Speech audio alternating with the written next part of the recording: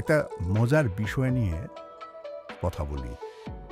খেয়াল করে দেখবেন আমাদের অধিকাংশ দুশ্চিন্তার ক্ষেত্রে একটি বিষয় দারুণ মিল।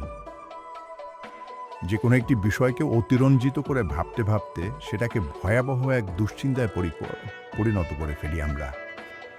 বারবার মস্তিষ্ককে নেতিবাচক কমান্ড দিতে দিতে মস্তিষ্ককে নেতিবাচকতার চূড়ান্ত কল্পনায় নিয়ে যাই, আর তারপর সেটি নিয়ে অস্থির হয়ে বসে থাকি। এবার একটি মজার বিষয় করে দেখুন তো, বারবার মস্তিষ্ককে সেই নেতিবাচক কমান্ড দেওয়ার পরিবর্তে বারবার ইতিবাচক কমান্ড দিন, দেখবেন ঠিক উল্টোটা হচ্ছে। আরও একটি মজার বিষয় করে দেখুন, যখন বিষণ্ণতায় মগ্ন থাকবেন ঠিক তখন গোমরা মুখের পরিবর্তে একটা হাসি আনুন মুখে, আর কৃতজ্ঞ চিত্তে স্মরণ করতে থাকুন আপনার কী কী আছে, আর আপনার যা যা আছে সেগুলো দিয়ে আপনি কত কী করতে পারেন। দেখবেন বিষণ্ণতা গায়েব।